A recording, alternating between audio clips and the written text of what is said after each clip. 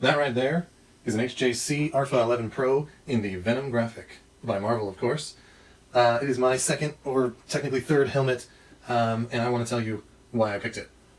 My first helmet, there is a video of that that I just recently posted, and I go into details of, when I was first starting out, not having used any helmet previously, what I did to make the decision to buy that helmet.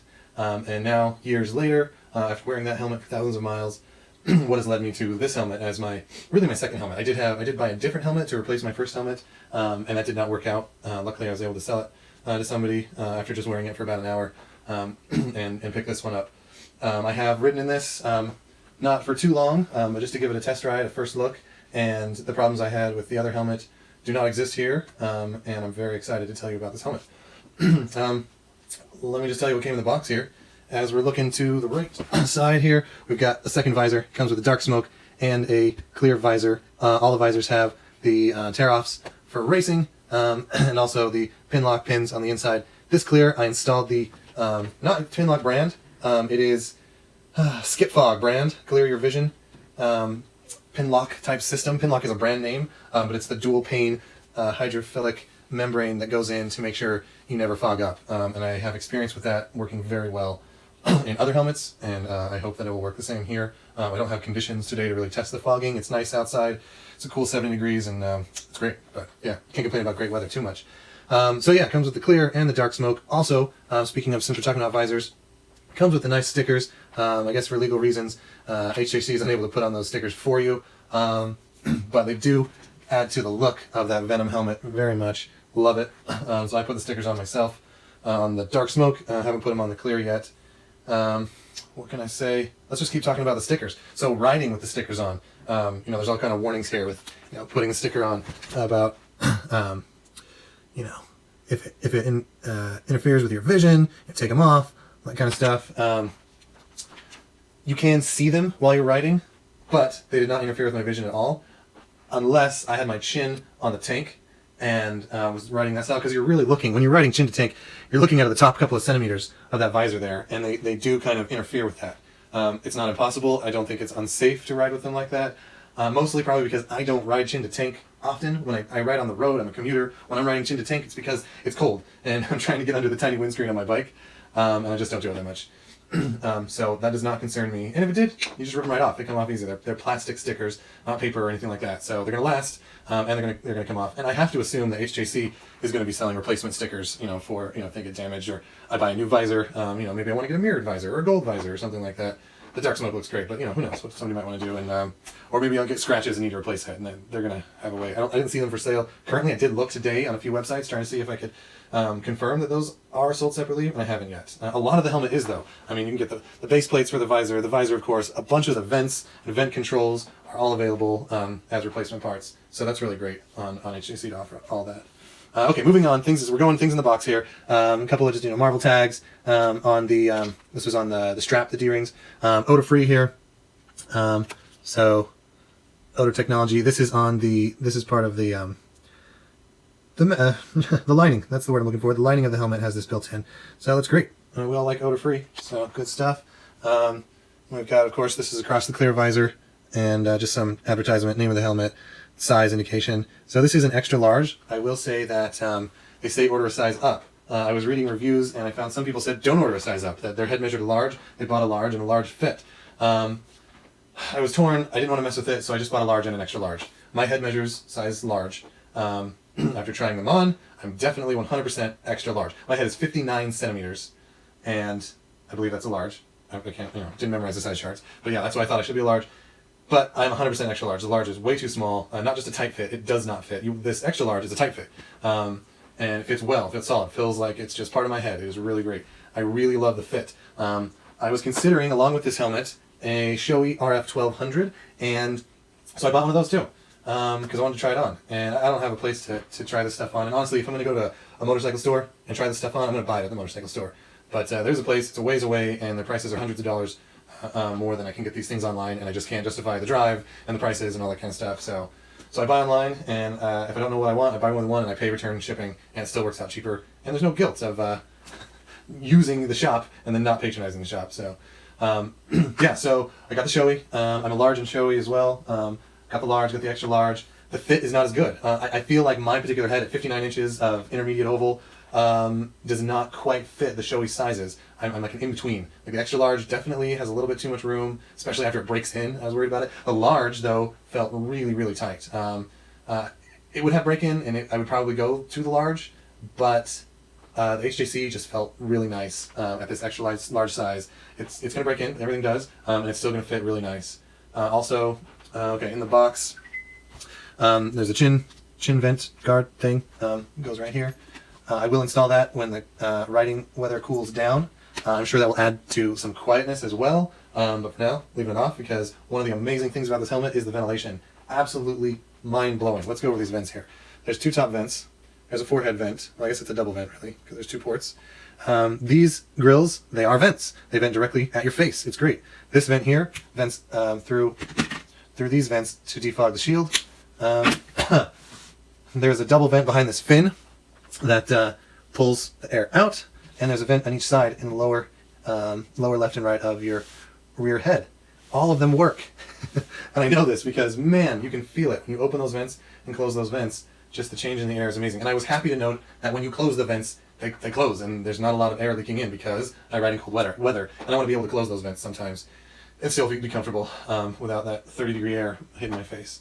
I did notice, as has mentioned by many reviewers, this is a track-oriented helmet. That's the tear-offs, which I have no use for, but I'm not riding on the track. And I was okay with that because I love the helmet. I think, yeah, it has a lot of track features, but that ventilation is second to none, and that's a big deal to me. And the looks are second to none, and that's a big deal to me too.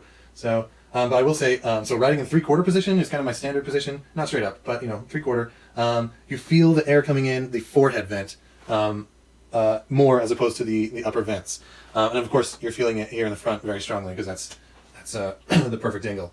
As you get more into the fully tucked position, you start to feel more air coming in these top vents. So I think that goes to show this is developed for tuck, but it works just as well. I don't know, just as well. It works excellently in the 3/4 position. I was well ventilated, more than any other helmet I've ever been in. My original helmet was a Shark. It was great, but the ventilation was kind of subpar.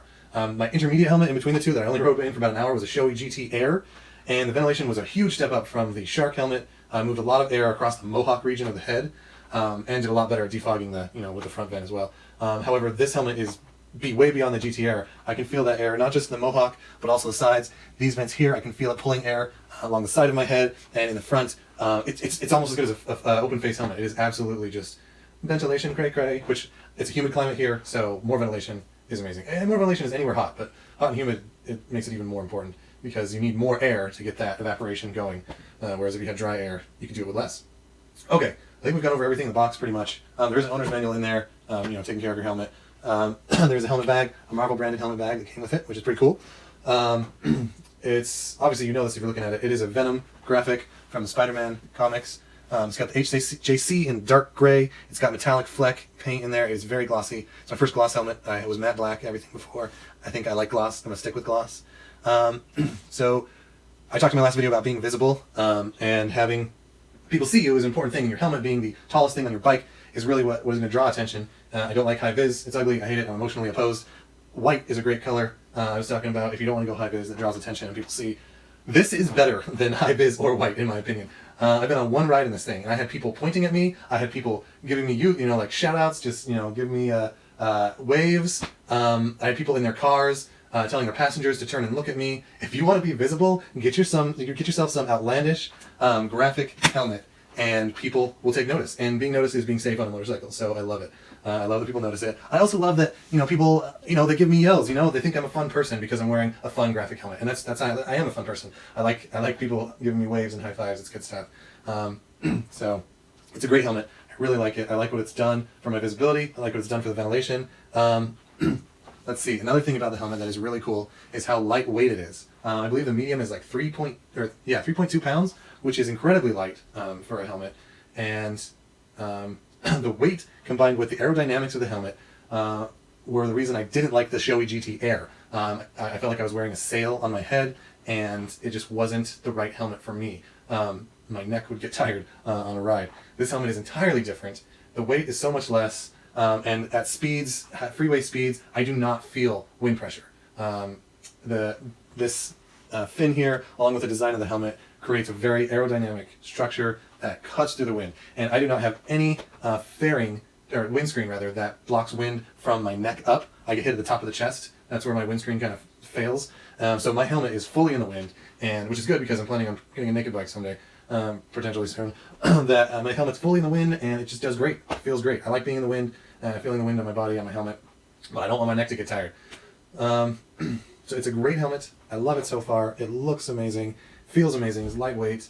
Highly recommend it. Actually, instead of ending, I want to go into a little bit of detail about why I chose this over the Shoei RF-1200.